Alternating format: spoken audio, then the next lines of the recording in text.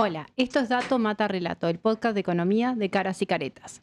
Hoy vamos a estar tratando un tema que ha surgido en los últimos días, pero que ya tiene bastante tiempo, que es el famoso artículo 8 de la ley 1713, la reforma de la Seguridad Social del año 1995. Recientemente se ha dado a conocer alguna recomendación que ha sido liderada por el economista Hugo Bay de aconsejarle a las personas que tienen entre 40 y 50 años de revocar esta opción y volverse al régimen de BPS. Entonces hoy les proponemos conversar con el economista Hugo Bay, asesor de la representación de los trabajadores en el BPS, experto en temas de seguridad social y economía laboral, en qué significa esto del artículo 8, cuáles son las implicancias y por qué se ha salido en forma tan enfática a recomendar que las personas que tienen entre 40 y 50 años revoquen este artículo. Este tema encontramos que tiene mucha importancia en estos días porque recientemente aprobada la última reforma de la Seguridad Social, donde se profundiza en el régimen de las AFAP, tiene mucho que ver con algunas de las problemáticas que se encuentran en la nueva reforma. Así que hoy estamos con Julieta Sidán, como siempre, conversando sobre economía. Hola, Julieta. Hola María Noel, hola Hugo, un placer estar acá, que la otra vez no pude estar, pero estuvo Daniel Olesker, que es un gran partener para estos temas. Te extrañamos bastante el otro Yo día. también. Bueno, bienvenido Hugo, qué gusto estar charlando contigo y bueno, que queríamos un poco hacer una explicación de qué significa esto del artículo 8, que es un tema que no es nuevo y que ya ha tenido varias vueltas con esto de la posibilidad de las personas que con la reforma de la Seguridad Social de 1996 tuvieron opción de elegir entre el régimen de AFAP o no. Bueno, muchas gracias por la invitación. El gusto es mío de estar acá conversando con ustedes. Y justamente sí, con este tema que desde el equipo en realidad hemos venido tratando de dar a conocimiento de la población de algunas implicancias que tienen los cambios de la reforma jubilatoria recientemente aprobada en términos, bueno, de esto que se hereda del año 96 y que tiene que ver con esa opción voluntaria del artículo 8. Básicamente este tema es bastante complejo, pero vamos a tratar de simplificarlo lo más posible para que se entienda. Un aspecto muy importante es que tú formas parte del equipo de la representación de trabajadores en el BPS, ¿no? No sé si toda la gente a veces está al tanto, porque muchas veces muchos vamos a votar en las elecciones de BPS, pero es una institucionalidad muy importante que es la representación social, donde hay un referente elegido por los propios, por los propios trabajadores. Exacto. Después por los jubilados y pensionistas y por los empresarios que forman parte e integran al BPS.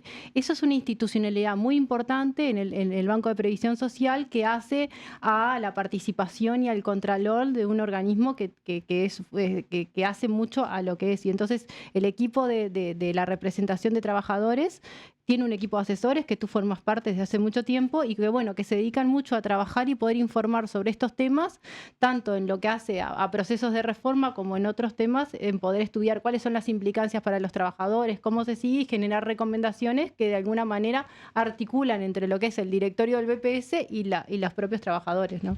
Exacto. Ese es un poco el rol. Creo que es una experiencia muy rica la de la participación social en general en el Instituto de Seguridad Social más importante que tiene el país, que es el BPS, y que, por ejemplo, quizá esta es una buena demostración de hasta qué punto hay un rol bien importante para jugar por parte de las tres representaciones sociales. En este caso nos toca a nosotros como representación de los trabajadores, que por supuesto fuimos electos democráticamente. El director Ramón Ruiz obtuvo más de 430.000 votos en las últimas elecciones, que por otra parte son elecciones obligatorias y muy importantes a nivel nacional, donde se eligen los representantes sociales. Y bueno, y creo que este tema es un buen ejemplo del rol importante que se juega justamente tratando de aportar información, aportar elementos, dar a conocer derechos que tienen las personas a los efectos, bueno, sobre todo de manejarse de la manera que más les conviene en términos del sistema de seguridad social. Pero entonces, yendo puntualmente al asunto, que como les decía, es bien complejo, esto tiene que ver en cómo la gente distribuye sus aportes en el BPS y en las AFAP, ¿verdad? Es decir, desde el año 95 tenemos un régimen mixto en el que las personas aportan una parte a BPS y otra parte a las AFAP. Básicamente el modelo, en términos generales, funciona de la siguiente manera. Las personas hasta los 78.000 pesos de ingresos laborales, o sea, la mayoría de personas que no llegan a ganar esa cifra, aportan todos sus aportes personales van al BPS, ¿verdad? Ese 15% que vemos en nuestro recibo de sueldo que se nos descuenta se destina al BPS. Y solo cuando nos pasamos de estos 78.000 pesos aproximadamente, el 15% de eso por lo que nos pasamos se destina a la AFAP.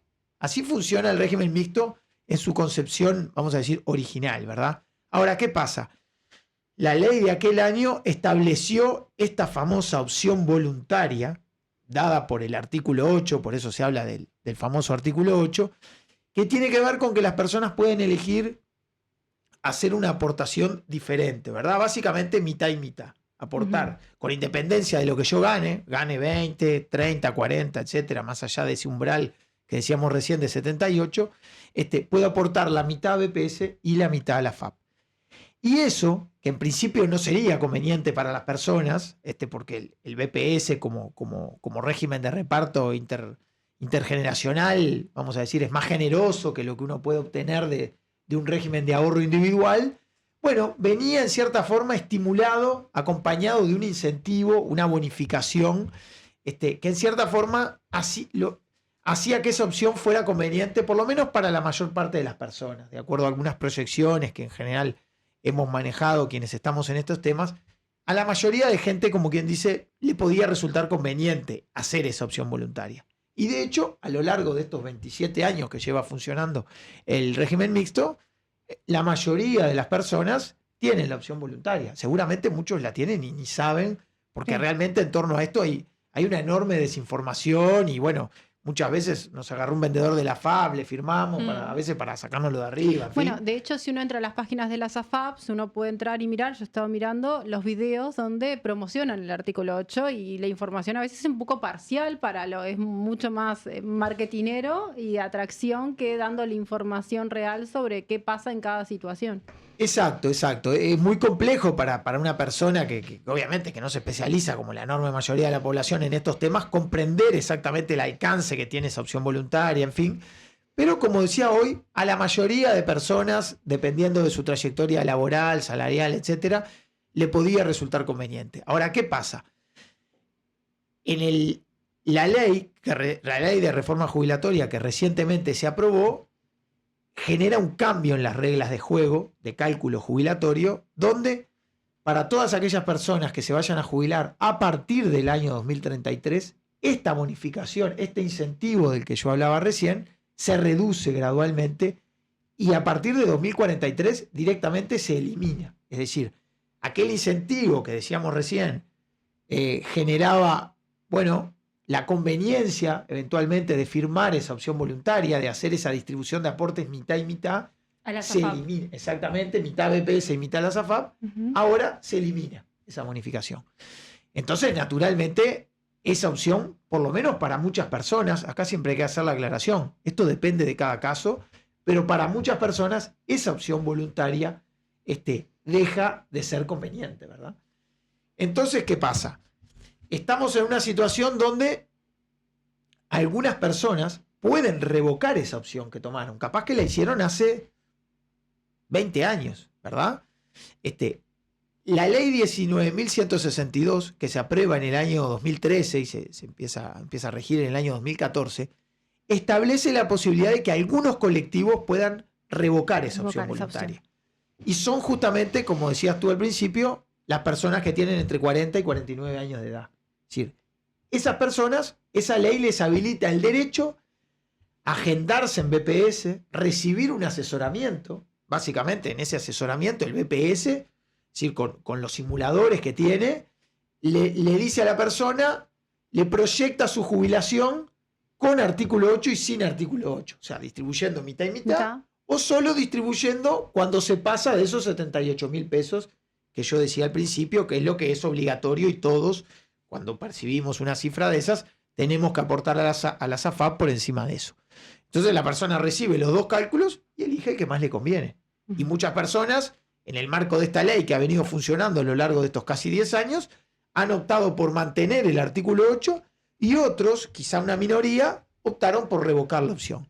Ahora esto, desde nuestro punto de vista, se vuelve mucho más relevante esta ley, por lo que decía recién, porque para muchas personas que se van a empezar a jubilar a partir del año 2033 y fundamentalmente más adelante, donde esa bonificación se elimina, la opción de aportar mitad y mitad, esa opción del artículo 8 deja de ser conveniente, ¿verdad? Y entonces por eso es que es muy importante que estas personas se agenden en BPS y reciban ese asesoramiento. Porque además, la ley recientemente aprobada dice que esto va a estar vigente, de acuerdo a lo que nos informó el BPS a la representación de los trabajadores, esto va a estar vigente hasta el 30 de noviembre.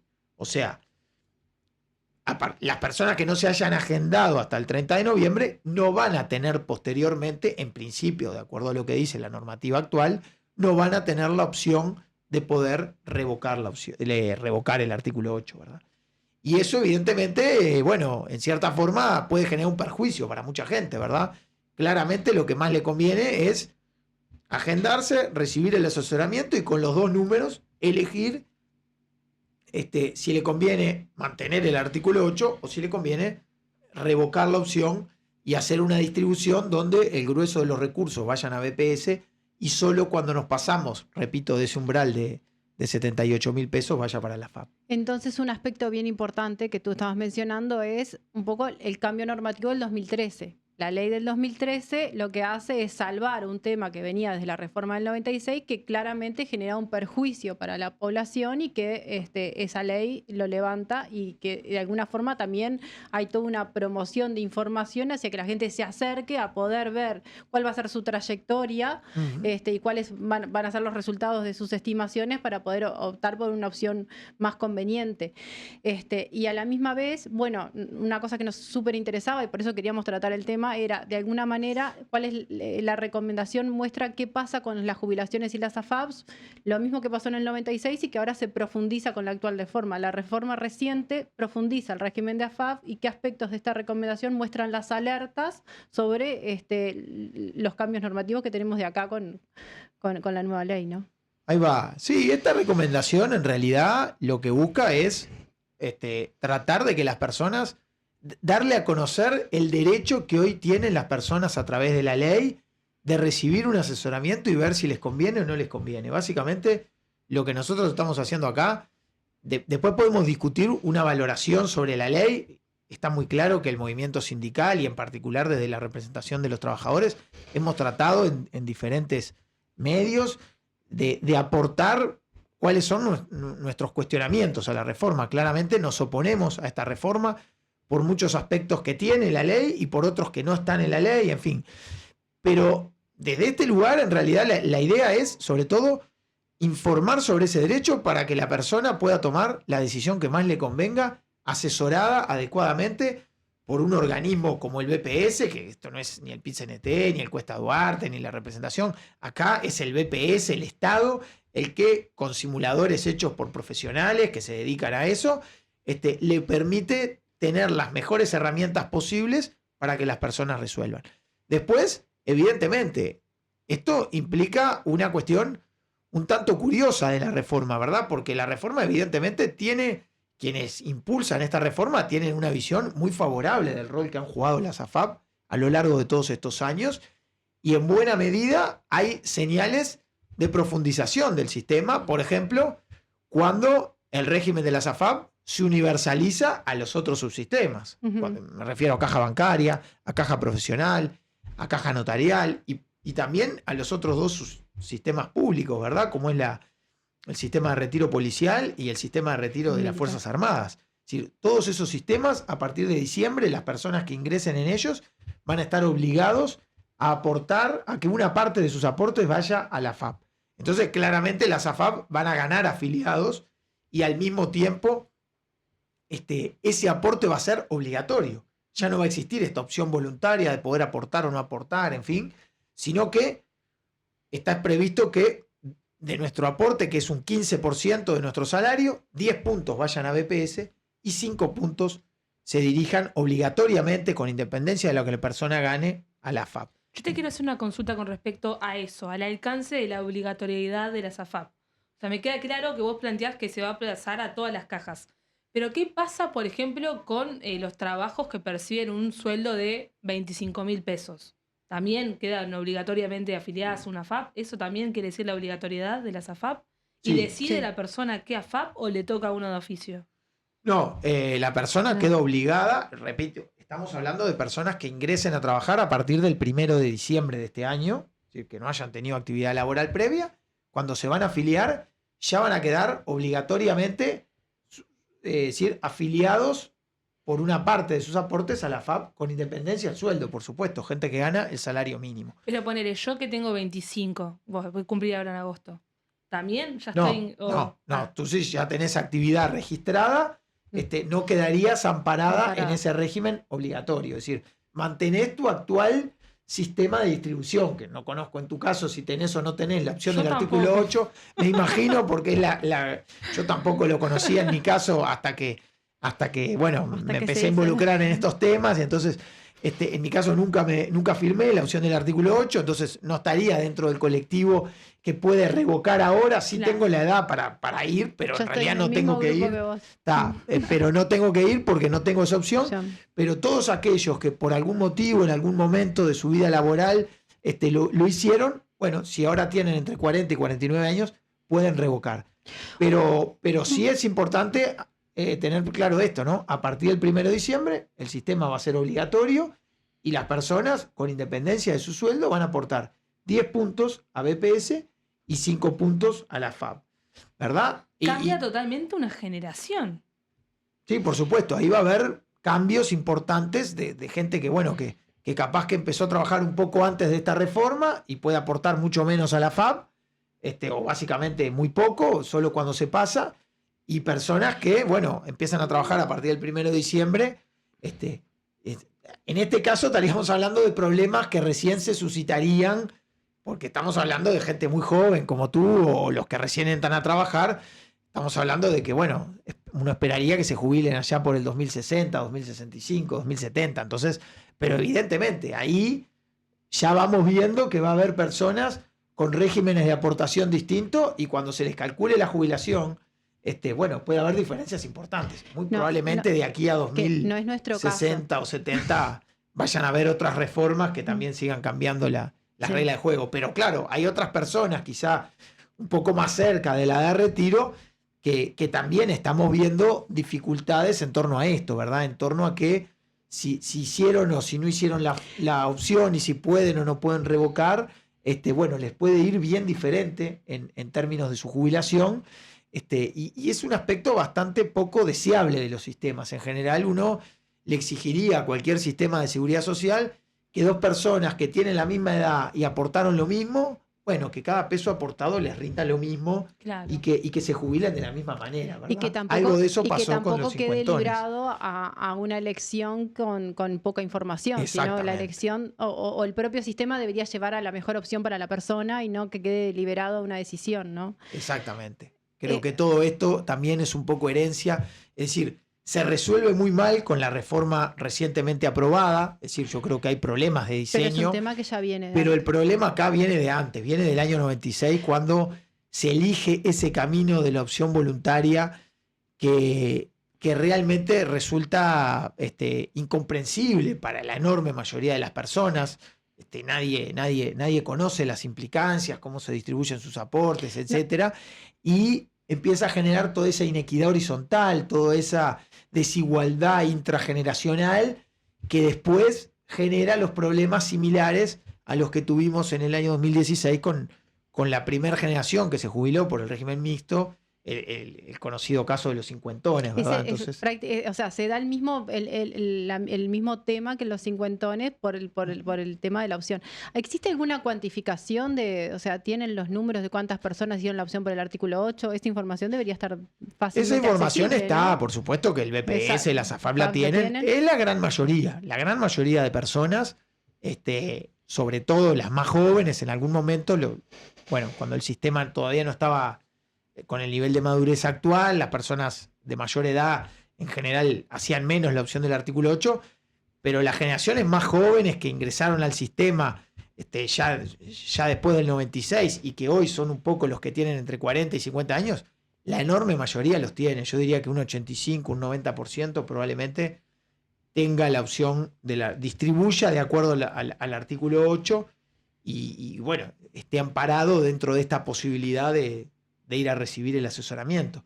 Después hay otra situación bien complicada que es la de los menores de 40 años, ¿no? Porque acá a los menores de 40 años, que por supuesto se van a jubilar después del 2043, también se les elimina la bonificación y el problema de esas personas es que no tenemos nada para recomendarles porque lamentablemente, de acuerdo a la normativa actual, no van a tener la opción de revocar la opción. Es decir, la tomaron en un contexto en el que posiblemente le fuera favorable, pero ahora se modifican las reglas de juego, se elimina la bonificación y de acuerdo a no hay nada que prevea que puedan revocar la opción. Entonces, ahí se embromaron realmente. Vinculando las dos reformas, ¿no? La reforma del 96 tuvo una cantidad de temas que después, de alguna forma, como tú hablabas del 2013, se fue salvando, que fue la de esta opción, pero también, por ejemplo, la ley de flexibilización del 2008, en la cual se facilitó que muchas personas pudieran acceder al beneficio jubilatorio que en las condiciones del 96 no estaban en condiciones. La reforma actual profundiza la reforma del 96, y muchas de esas normas hemos ido para atrás, ¿no? De que en realidad facilitaban a la gente mejor acceso a jubilaciones. Sí, o acceder. En realidad, ahí algo hablábamos recién, fuera de aire. En realidad, se habló mucho en lo previo de la reforma del 2008. Yo creo que fue una buena reforma que fue en el sentido correcto de, bueno, generar condiciones más flexibles para garantizar el acceso a la cobertura de los sectores más vulnerables. Entraron muchas mujeres que no iban a llegar a los años requeridos, en fin.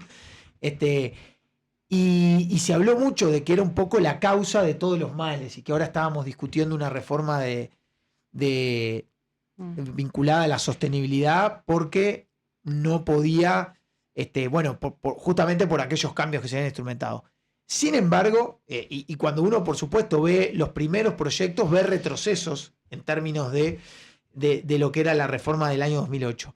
Sin embargo, a través del trámite parlamentario se le fueron incorporando cambios a la ley que hacen que prácticamente, es decir, no se reformen cosas de las que se logró avanzar en el año 2008. Es decir, no hay mayores retrocesos de la reforma desde ese punto de vista. Es decir, por ejemplo, en algún momento se hablaba de que se iban a exigir mayor cantidad de años para poder acceder a la jubilación.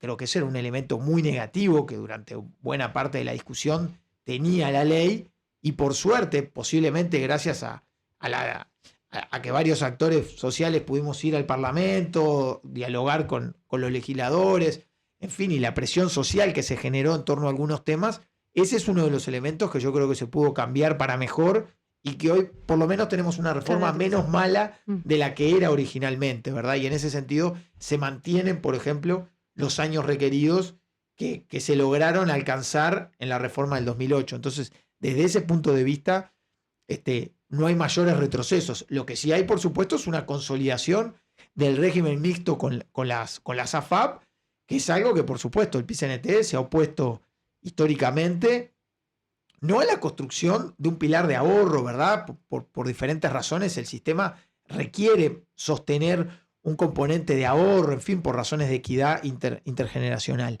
Pero sí a la eliminación del lucro, ¿verdad? A la eliminación de las AFAP. En ese sentido, sí nosotros creemos que hay que hacer una profunda reforma que elimine a las AFAP del sistema y que ese pilar de ahorro que repito, el sistema tiene que tener, bueno, sea administrado sin lucro profesionalmente, pero por el Estado, ¿verdad? Donde todos los recursos que vuelcan los trabajadores, en última instancia, se utilicen para rentabilizarlos y para darles la mejor jubilación posible, pero que no haya un agujero vinculado al lucro, vinculado a las muy altas comisiones que se han cobrado a lo largo de estos 27 años que naturalmente han ido en detrimento del ahorro de las trabajadoras y trabajadores, ¿no?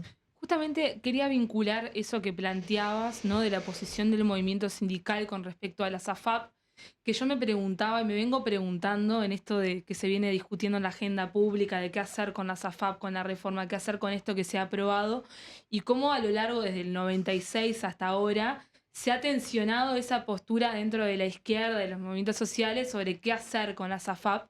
Y me pregunto por qué es algo tan complejo de tomar como una definición unánime.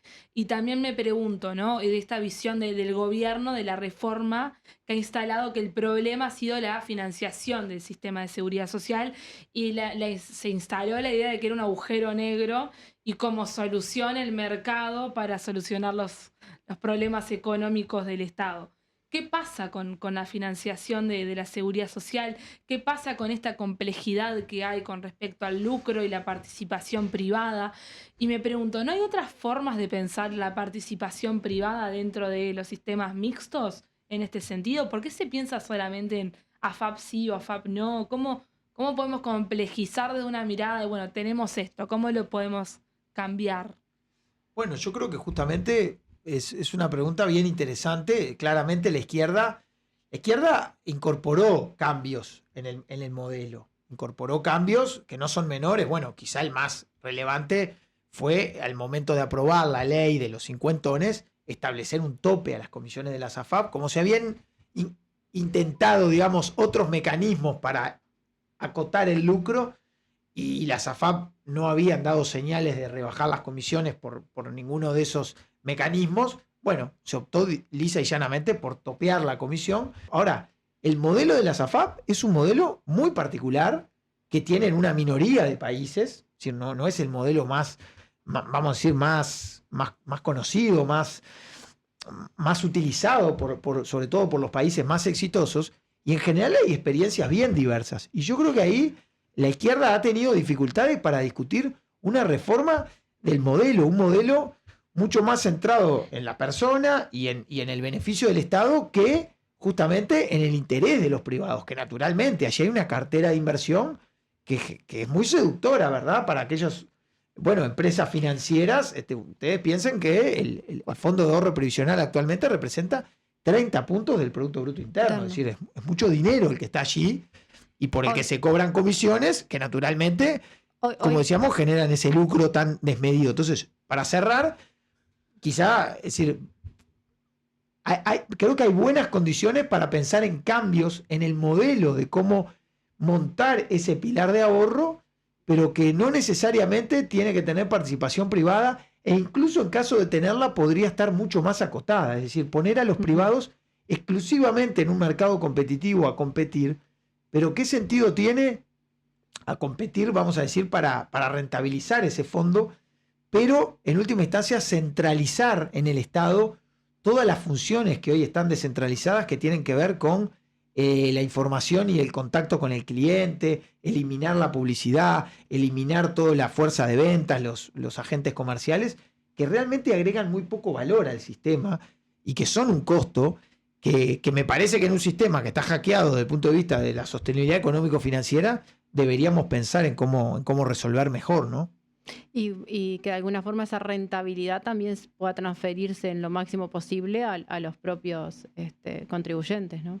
Y hay un Por actor que supuesto. no es un actor que a veces está como un poco fuera de la discusión, pero que siempre es recibe las críticas, es el propio BPS. Y el Banco de Previsión Social es una institución muy fuerte, muy sólida y que tiene una solidez técnica como con la capacidad para generar esa administración y ese soporte. Por supuesto, digo, yo creo que sí, digo, y ahí yo creo que se pueden pensar en diferentes diseños, digo, podría hacerlo perfectamente el BPS, pero también se podría pensar que, bueno, que si el BPS está más en la gestión del régimen más de reparto, digamos, poder tener un organismo especializado, quizás sin fines de lucro, sin fines de lucro, pero incorporando lo que es la experiencia, por ejemplo, de República FAP, ¿no? Es decir, que ahí, es decir, cambiando su estatus y dejando de ser una FAP como hoy las conocemos, pero utilizar ese conocimiento acumulado de cómo administrar profesionalmente una cartera, ¿verdad? Porque Claro. es muy importante, digo, así como el lucro, creo yo que cuando a uno lo obligan a aportar a un sistema no debería existir. Porque Ujú. distinto cuando nosotros vamos a una institución financiera y compramos un seguro. Y ahí naturalmente se nos va a cargar una supuesto. ganancia para el empresario que está por detrás de ese servicio Pero que es se un me mercado. presta. Entonces, eso nadie lo va a discutir. Como también si vamos a una pizzería mañana a comprar una pizza, ya sabemos que parte de lo que estamos pagando sirve para... Ahora, si a mí me obligan a comprar una pizza, bueno, ahí ya es un poco distinto, ¿no? Es decir, el lucro detrás de esa pizza que a mí se me está obligando a comprar. Y esto es un poco lo mismo. A mí, yo estoy obligado en el régimen mixto a aportar a una FAP. Entonces, se prenden un poco las luces de decir, bueno, ¿se justifica o no se justifica el lucro a través de eso? En realidad, nosotros creemos que no. Creemos que se debería manejar con el máximo beneficio para el trabajador. Es decir, y si después el trabajador quiere, con una parte de su ahorro voluntario, introducirlo en un agente privado, bueno, está perfecto, cada uno con su dinero un mercado que se está hace lo que quiere, o sea, ¿verdad? que es más incipiente, que es el de seguros de vida, que se está desarrollando, pero que todavía Exactamente. no tenía la profundización suficiente, pero sobre todo que la gente que no tiene esa capacidad de ahorro y tener una opción alternativa en el mercado privado, hoy está obligado con porcentajes bastante duros. Un concepto que a Exactamente. mí me parecía súper importante que no se maneja habitualmente es el régimen mixto y la institucionalidad de las AFAPs. No es el único sistema que existe en el mundo y tampoco es el más importante, porque a veces parece como que es la única alternativa. Nosotros, cuando se discutió la reforma de la seguridad social, la discusión a veces que se dio es no aprobar la reforma como si fuera la única reforma. Y desde otras aristas se planteó decir, bueno, pero existen otras, sí se necesita una reforma de la seguridad social y son sistemas que cada tanto necesitan Por revisión, más supuesto. con los cambios demográficos y en el mundo financiero y en el que existen, pero sobre todo que existen otros modelos que han tenido mucho más exitosos, y también cuando se hizo la reforma en el 96, que se miraba como modelos emblemáticos, hoy muchos de esos modelos emblemáticos, como es el caso de Chile, han tenido crisis enormes y que no están Espejitos de generando... colores. ¿Eh? Vendían Bueno. espejitos de colores. Pero ese concepto me parece bien interesante porque parece para la gente que a veces no está mucho en estos temas, como que no existe otra institucionalidad alternativa. Hoy las AFAP son un agente fuerte, es un agente fuerte en el mercado financiero, pero que necesita un cambio de marco, ¿no? Sí, comparto plenamente. Yo creo que es muy importante insistir con esa idea. Acá, estar en contra de esta reforma no quiere decir estar en contra de una reforma de la seguridad social. El país lo precisa y hay múltiples argumentos. Podríamos hablar acá de la caja militar, del tema del financiamiento que vos dabas a entrever en la pregunta. En fin, yo creo que injusticias en torno al financiamiento. Tenemos sectores empresariales que están exonerados de aporte patronal, tenemos sectores como el sector rural que tienen un aporte patronal muy por debajo de lo que son el resto de los sectores de actividad. En fin, hay una cantidad de situaciones que yo creo que ameritan, por supuesto, esta discusión sobre un rediseño del pilar de acumulación, de ahorro, digamos, que tiene el sistema, que yo creo que amerita. Entonces, hay muchos elementos que, y también, digámoslo, es decir, el tema de la edad de jubilación, yo creo que es un tema que hay que discutir. Sí, Y claro. seguramente haya algunos sectores a los que le tengamos que pedir que se jubilen algo más tarde. Es decir, yo estoy convencido, pero tiene que estar muy centrado en aquellos que pueden hacerlo, que su condición física, psíquica se lo permite hacer, y además que tienen el trabajo relativamente garantizado. Entonces, quizá me pongo a mí como un ejemplo de eso y digo, bueno, no está mal que si hoy la expectativa de vida creció tanto, a personas de determinadas características se les pueda pedir que trabajen algún año más por encima de los 60. Ahora, pretender que eso opere para todo el conjunto de los trabajadores y entonces poner en una misma bolsa a todo un conjunto de gente que sabemos que no está en condiciones de trabajar hasta los 65 años y que incluso si lo estuviera no tiene el empleo garantizado, porque ¿quién va a contratar una trabajadora doméstica de 63 años en su casa? Vos sabés que... Es decir, es ridículo. Sí, nosotros te comentamos, nosotros hicimos un podcast que a los que no lo vieron los invitamos a verlo, que fue con el economista Federico Araya, que hablamos, que se llamaba ¿Por qué no te importa? Y justo fue enseguida de la aprobación de la reforma, y lo que queríamos ver es por qué a la gente joven no le importa la seguridad social o lo está viendo, y hablábamos un poco, empezamos hablando un poco de las características propias de lo que es un sistema de seguridad social, que que es un sistema que tiende a atender esa famosa miopía económica de los agentes que no pueden ver muy lejos en el tiempo. Y que no es un tema solo de Uruguay, es un tema en el mundo entero, donde la gente joven, y cuando se ven, por ejemplo, las protestas en Europa sobre las reformas, uno ve otro tipo de población, pero no la gente joven. Entonces, llegar a estos temas nos parecía sumamente importante, lo vinculamos mucho a ese podcast, que los invitamos a verlo a los que no lo han visto, que tratábamos justamente esto, pero que tenía mucho que ver con la información y con que afecta enormemente a la gente con su trayectoria laboral, y que los temas de seguridad social no están desvinculados del mercado de trabajo, sino que tienen ese doble abordaje. No, por supuesto, ni que hablar. Y seguramente, como Federico lo haya tratado en esa conversación, es decir, esta reforma, si uno piensa, afecta fundamentalmente a los sectores más jóvenes, es decir, los que ya están jubilados no son afectados por la reforma, incluso todos los que tengan causal jubilatoria antes del año 2032 se van a seguir jubilando en las mismas condiciones. Es cierto que hay cambios que operan como alguna. Ahora son mucho menos de los que en su momento que eran bastante importantes. Los temas de pensiones por viudez, en fin, por sobrevivencia, y el tema de las jubilaciones por incapacidad, esos cambios sí empiezan a operar ahora a partir del 1 de agosto.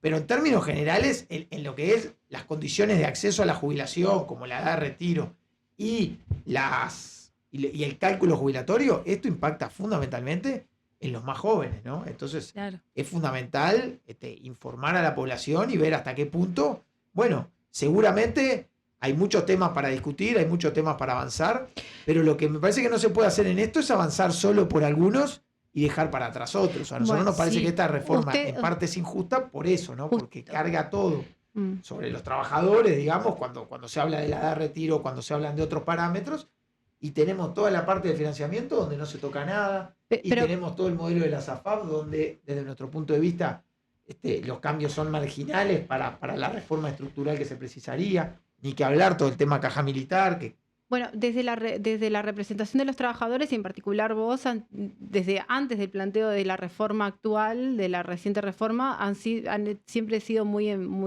enfáticos en el planteo del financiamiento, ¿no? Yo hace años que te escucho hablar del financiamiento como una preocupación importante, y en realidad la reforma fue solamente desde el lado de los egresos. Exacto.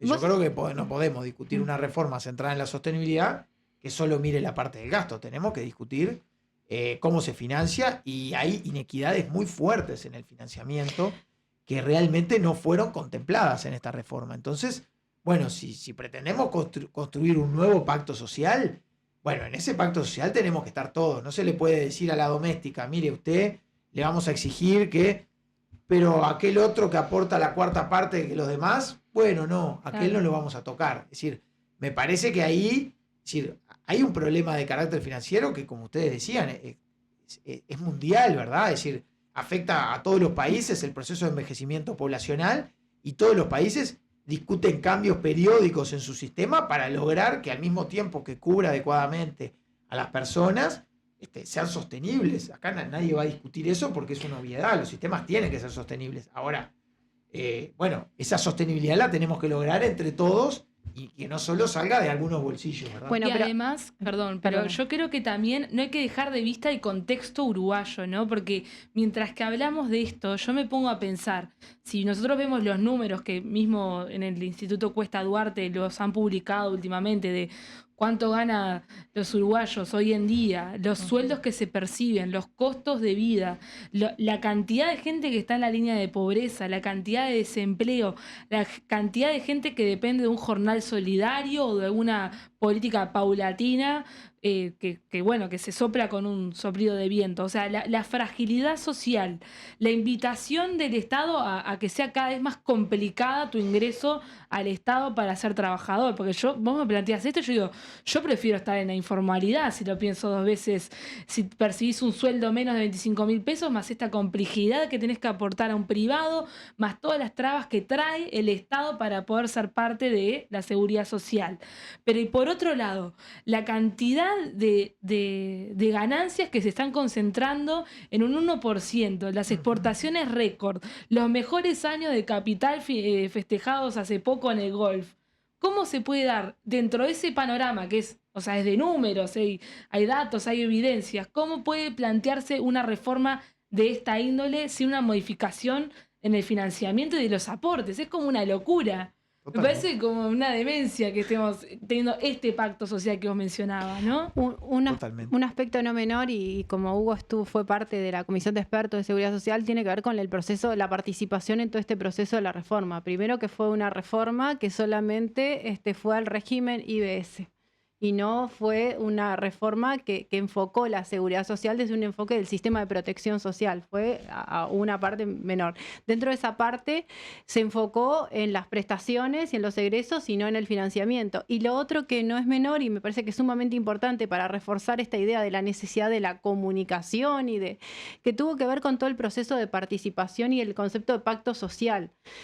Con la ley de urgente consideración se crea la comisión de expertos. La comisión de expertos se integra por expertos de los distintos sectores, que están nombrados en forma particular, y después la mayor participación que tuvo el proceso de reforma fue en el trámite parlamentario, porque de hecho Claro. la comisión de expertos, yo entiendo que fue un proceso fallido porque no se llegó ni a un consenso ni a unas recomendaciones y que se terminaron generando documentos donde una parte importante de esa comisión de expertos no la avaló, pero tampoco se siguió en la discusión de por qué hasta en el disenso mismo no se dio continuidad. Quedó trunco totalmente el proceso y después surgió una ley que sale directamente del Poder Ejecutivo, que va a la discusión del Parlamento y que al final se aprueban algunas modificaciones, pero que terminan siendo como muy parcial y también quedan una cantidad de cosas abiertas para reglamentar después. Entonces, en realidad, careció mucho de lo que fue el proceso de participación social, que tiene mucho que ver con de contemplar los intereses de los diferentes colectivos, que muchas veces son colectivos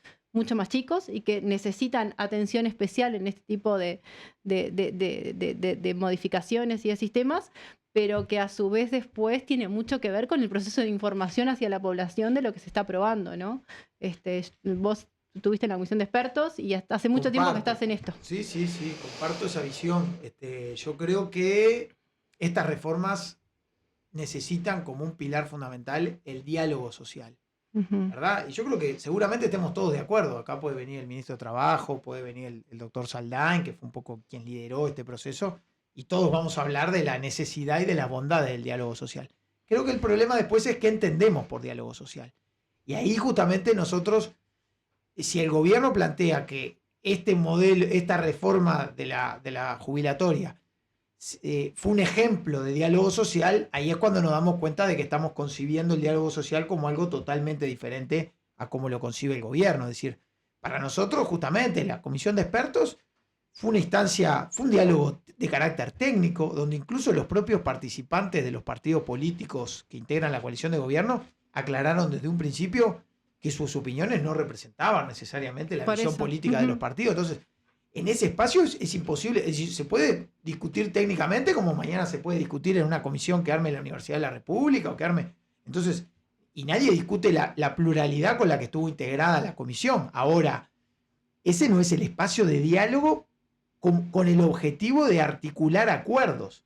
Es decir, donde se requiere representación política de quienes participan ahí y donde se requiere capacidad de negociación, porque todos sabemos que tenemos diferencias. Entonces, bueno, yo estoy de acuerdo con esto, pero con esto no. Bueno, entonces te puedo llevar a aquello si vos digo esto, el sistema político y la democracia funciona de esa manera. Fue una generación de insumos para la discusión, ¿no? Igual a mí lo que me preocupa fue una también, generación de insumos. Termino con esto muy rápidamente.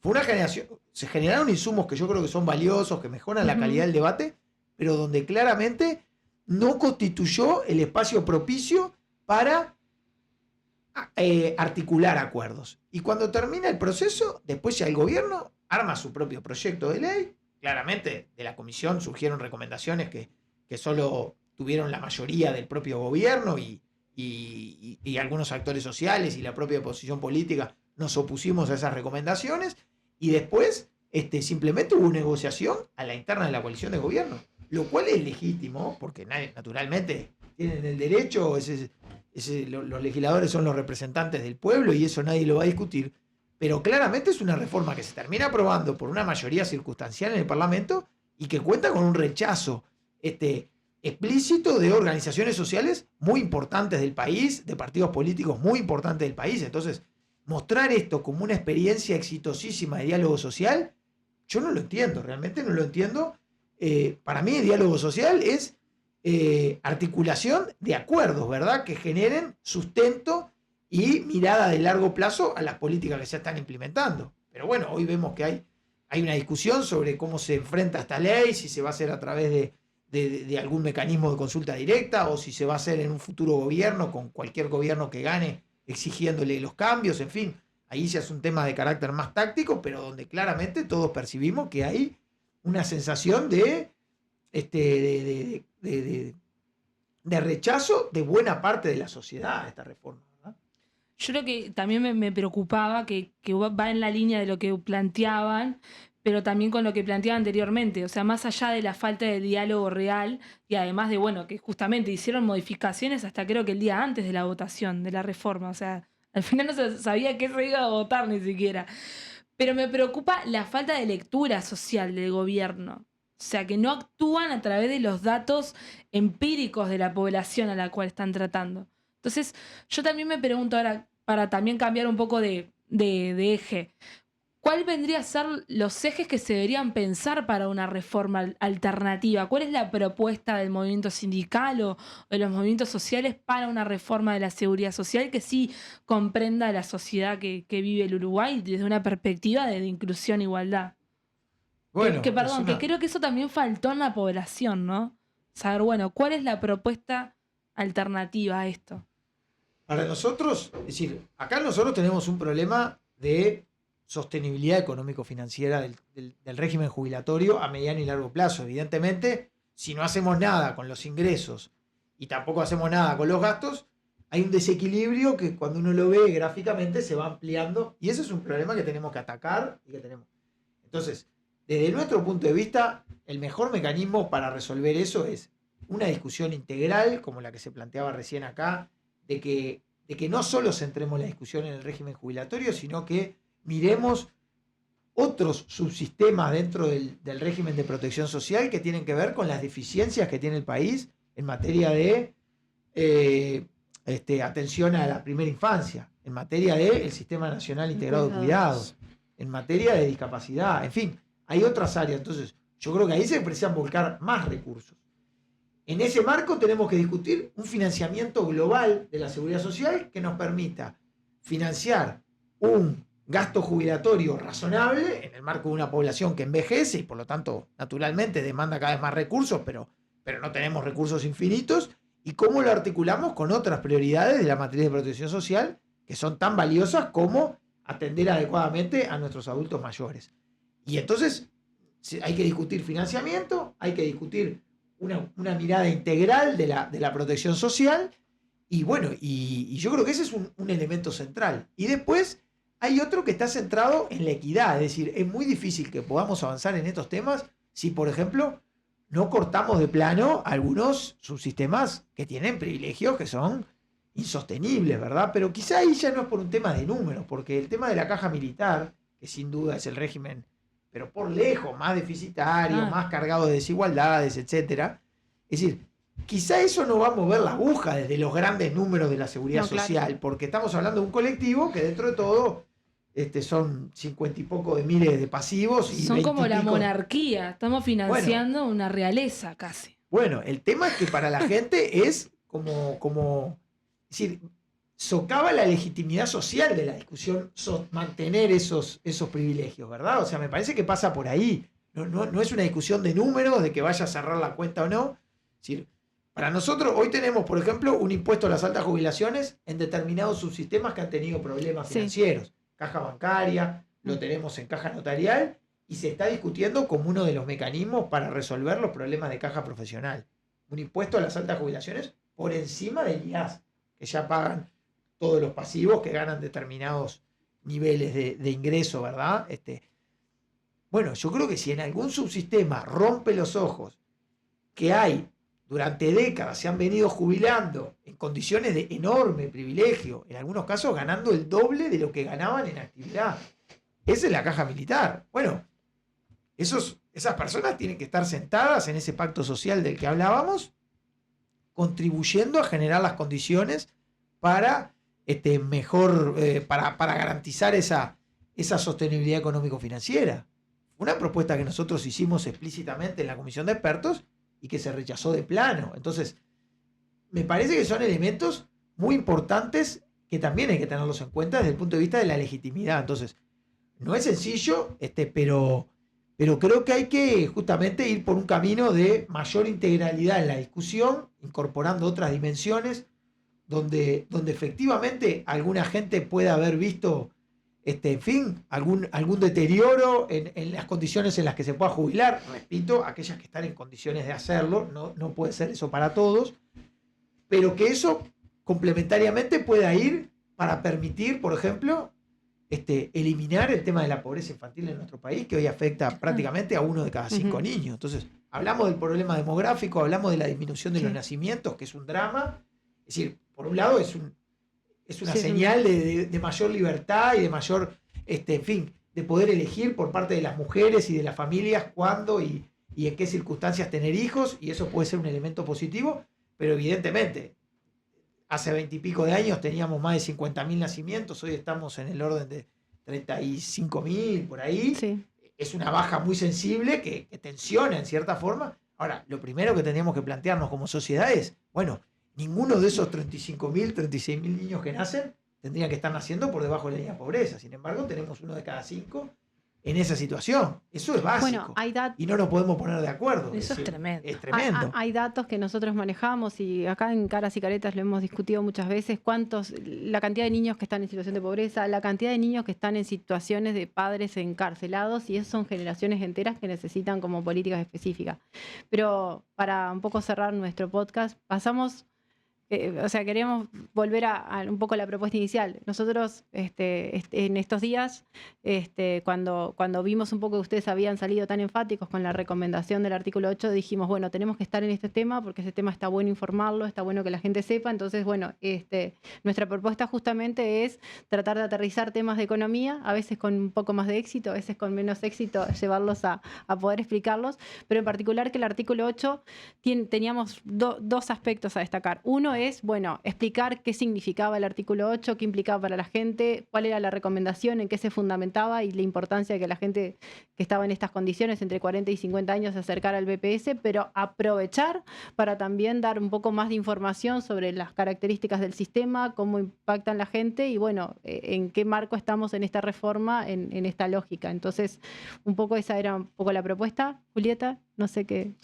Yo la verdad me da una lástima que ya terminemos porque tenía por lo menos 5 preguntas más para plantear, pero lo cual dice que hay muchas cosas para seguir profundizando. Me parece que es muy valorable el trabajo. Quiero saludarte, Hugo, a ti, al Instituto Cuesta Duarte y al equipo de representantes de trabajadores del BPS, porque realmente han hecho en la población y en las personas que están más o menos con ganas de entender estas cosas, acercar información muy compleja y empezar a dinamizar más los debates que son muy necesarios para estos aspectos y para pensar realmente el futuro. Mínima reflexión, me quedo con esto que planteamos, lo último, ¿no? Pobreza infantil, y estamos pensando en que la gente va a vivir más. O sea, esa es la dicotomía que generamos en la discusión y en nuestros discursos en la esfera pública, ¿no? Qué discordante todo con lo que tendría que estar debatiendo el Estado. ¿Qué hacemos con esos niños, no? Y bueno, y en este marco un poco la importancia también de la representación social en el BPS y todo este trabajo que se puede realizar desde los diferentes enfoques. Fue una institucionalidad que tiene algo más de 30 años.